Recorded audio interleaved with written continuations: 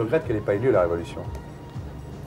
Quand je vois les Khmers rouges, je pense que c'est peut-être mieux qu'elle n'ait pas eu lieu.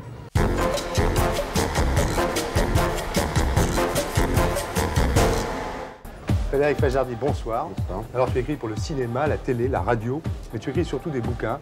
Tu as écrit une vingtaine de romans noirs à un rythme soutenu, puisqu'on t'a même appelé le Pierre-Jean Rémy du roman noir. Tu as écrit 3 par an souvent, non? Plutôt 2 par an. Ouais. Comparé à Pierre-Jean Rémy, sont évidemment des salauds, des envieux. Ouais. Et le contenu n'est pas vraiment pareil, il faut bien le dire. En plus, ouais, ni contenu, ni de fond, ni la forme. Et puis pour ce qui est du rythme, en fait, je fais 2 livres par an. Ouais. Alors pour Patrick Besson, tu es l'inventeur du néopolar prolétarien. C'est quoi le néopolar prolétarien? C'est-à-dire que pour lui, tu es passé de la série noire à la série rouge. Au départ, c'était un moyen pour moi de continuer un travail militant que j'avais arrêté.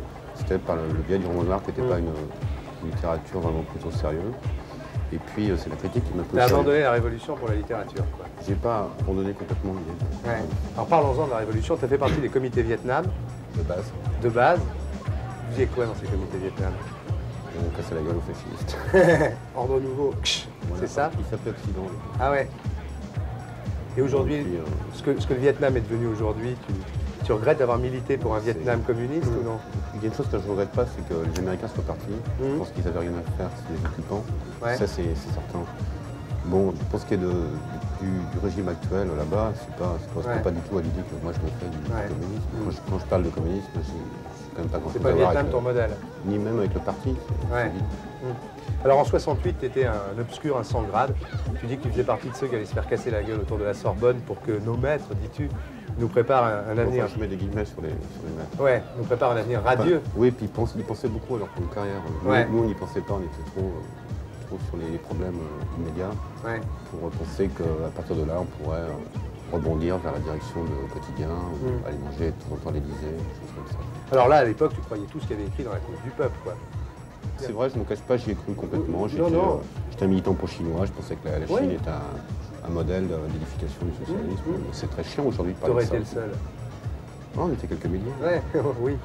Et tu penses quoi? Tu analyses comment les événements de l'Est depuis un an, disons? Je pense que c'est le triomphe de la marchandise. Ouais. Que de toute façon, c'était pas gérable.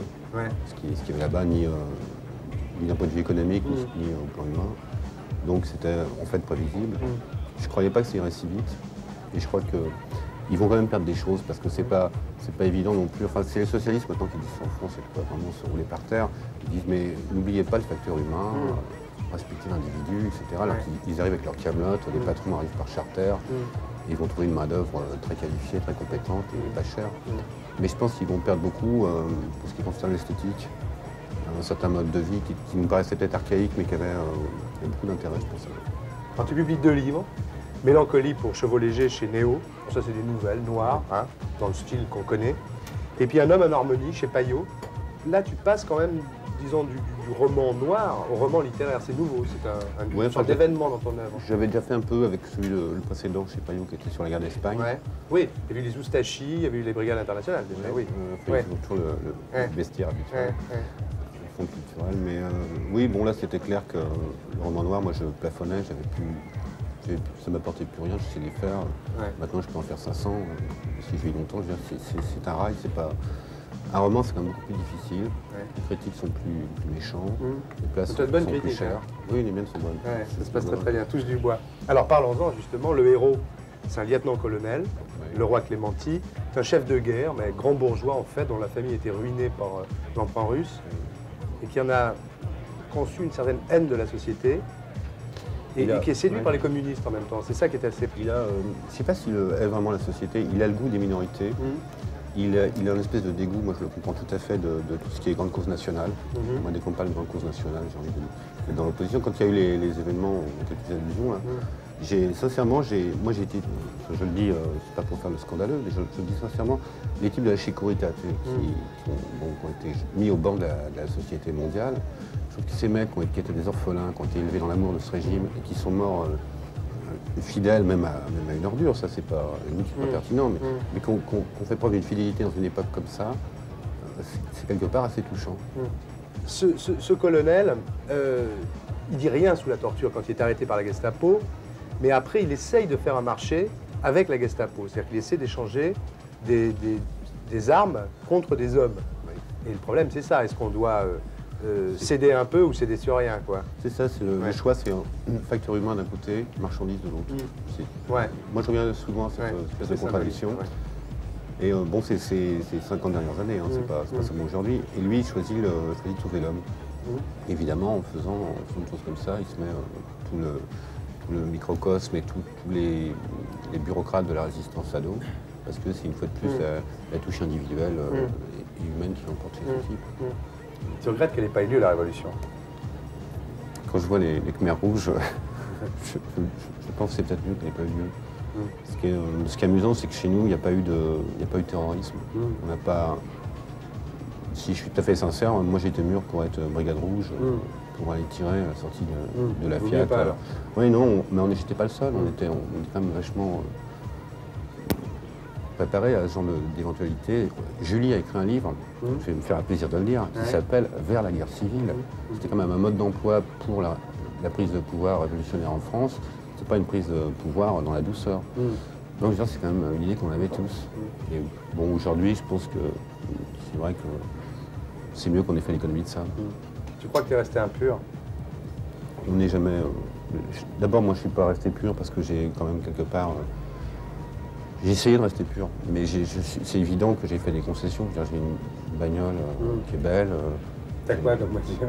Enfin, là, je viens de la revendre, j'avais une Cherokee. Ah bah oui, c'est bien. C'est pas mal. J'ai mon appartement, j'ai une grande campagne.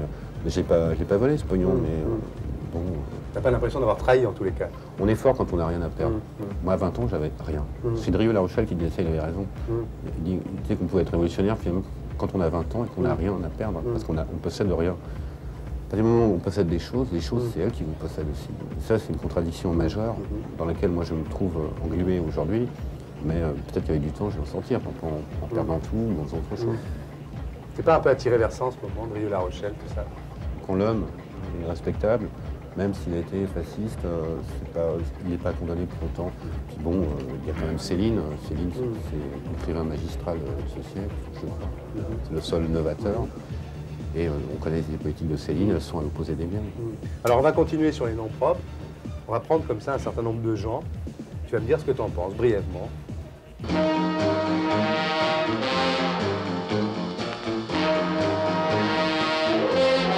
Serge Julie, par exemple. Si je te dis Serge Julie, qu'est-ce que tu me dis?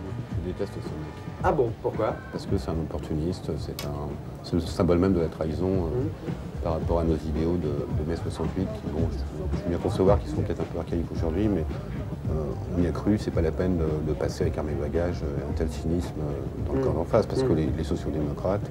Glucksmann, un grand malade, peut-être. quel genre de maladie? Mégalomanie, paranoïa aussi. Peut-être schizophrénie. Mais dis donc, Bernard-Henri Lévy. Mais dis-moi, je sais pas moi. Rien à dire de ça. Ouais. Il a fait un truc, il a démoli l'idée de philosophie en France. Je crois que comme ses bouquins c'est pas une démarche philosophique. Il va à coup d'arguments balancés comme ça, qui ne sont pas structurés. C'est pas la démarche philosophique telle que nous on a pu l'apprendre en classe de terminale. Ouais. C'est un mec qui a bousillé la philosophie en France. Il a vraiment réussi ça. Bah dis donc, Bernard Kouchner. Oh, je te les ai choisis. Kouchner, c'est le mec qui va amarrer sa jonque à Port-Deauville. Pour moi, c'est ça. Bah, la jonque à Port-Deauville. Cohn-Bendit. Il a pas trop profité après du végétarien de 68. Je pense qu'il a été assez réglo, Cohn-Bendit. Je dirais pas de mal de lui. Ouais. Je ne fonctionne pas sur toutes ces idées alternatives, etc. C'est pas vraiment mon truc, mais j'ai une certaine sympathie quand même pour lui, un petit capital encore. Jean Lacouture. C'est le il a frappé au moment du Vietnam. Ouais, grande conscience de gauche, grand bourgeois de gauche. C'est répugnant. Jean Daniel. Pareil que l'autre. C'est marionnette. Mitterrand. Mitterrand. Je vais me calmer un peu sur Mitterrand. On est en République. C'est un type abject quand même. Je veux dire, moi j'ai voté pour lui en 81 parce qu'en face c'était pas terrible non plus. Mais ce que j'aime pas, c'est l'hypocrisie de Mitterrand. C'est un type qui a été ministre socialiste pendant la guerre d'Algérie, quand on tuait 30 ou 40 Algériens par jour, armée française. Quand aujourd'hui il parle des droits des peuples à disposer d'eux-mêmes, quelque part, il y a un fou. Alors c'est nous qui savons tout ça, ou c'est nous. Ou alors si c'est pas un fou, c'est un type qui est un opportuniste lui aussi, qui en rajoute un petit peu, je trouve, dans le discours humaniste. Le Pen. Le Pen, chasse d'eau. Chasse d'eau. Et pour être sûr de ne rien rater de Inarditube, abonnez-vous et mettez un pouce bleu.